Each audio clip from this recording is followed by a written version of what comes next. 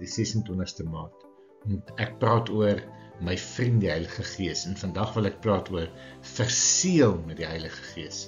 Efesiërs 1 vers 13 tot 14 sê, in hom is julle ook, toe julle die woord van die waarheid, die evangelie van julle verlossing gehoor het, en in hom is julle ook, toe julle tot geloof gekom het, verseël met die Heilige Gees van die belofte, wat die onderpand is van ons erfenis, om sy eiendom te verlos, tot lof van sy heerlikheid. Nou ek wil twee stellings maak. Die eerste stelling is, met wedergebore kry ons die Heilige Gees in sy volheid, want hy as persoon kom bly in ons. God verseël ons dan deur hom as sy kind. Nou wat beteken dit vir my? Dit beteken dit vir my, as ek vra, is ek regtig God se kind? Dan kan my antwoord maklik wees, ja, want hy, die Gees is my waarborg van God af. Onthou, wêreldse mense kry hom nie. Dis wat die woord my leer. Tweede ding is, hy is my waarborg, ek hoef nie verder te wonder nie. Hy, die Gees van God, is jou onderpand.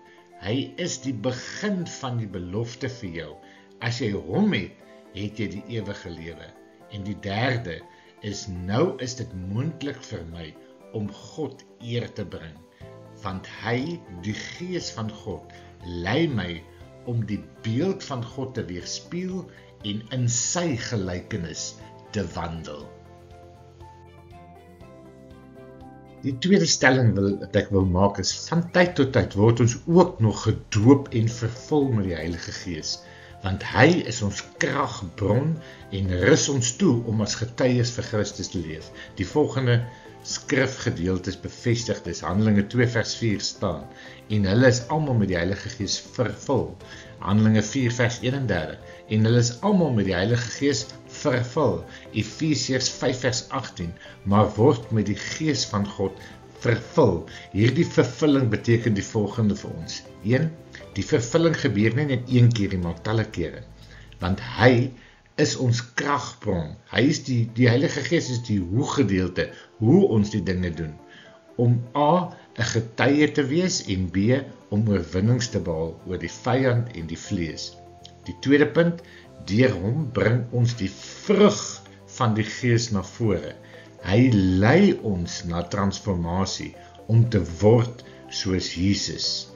En die derde, hy gee ons vrymoedigheid, om te gaan na God se troon. Al is jy nog gebind deur onnatuurlike gedrag, en met onnatuurlike gedrag bedoel ek, want jy het nou 'n nuwe natuur. Die ou dinge, die ou natuur wil jou nog aftrek, maar jy het nou 'n nuwe natuur in Christus Jesus. Vierde is, hy openbaar God se wil aan ons. Sonder die Heilige Gees is dit onmoontlik om God se wil te ken en te volg, en te doen wat hy wil hê ons moet doen. Die vyfde is, hy gee ons gawes om ander te dien, gawes soos profesie, genesing, geloof en lering, om die liggaam van Christus op te bou. Jy kan dit vind in 1 Korintiërs 12, vers 7 tot 11. Die sesde ding is, hy is die bron van lewe. Die Gees is oral by jou. Hy is die rede hoekom jy nooit weer alleen hoef te wees nie. Deur hom kan ons God loof met 'n opregte blydskap en dankbaarheid. Vader, ons dank U dat U ons verseël het met U Gees. Hy is die begin van my belofte om vir ewig saam met U te wees. Leer my Gees om eer aan God te bring. Rus my toe om U getuie te wees, in oorwinning te leef en U liggaam op te bou. Transformeer my hart en my wese om soos Jesus te word.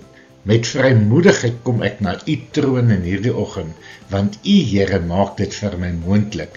Ek is 'n nuwe mens, 'n nuwe skepsel. O, prys die naam van die Here, die Almagtige.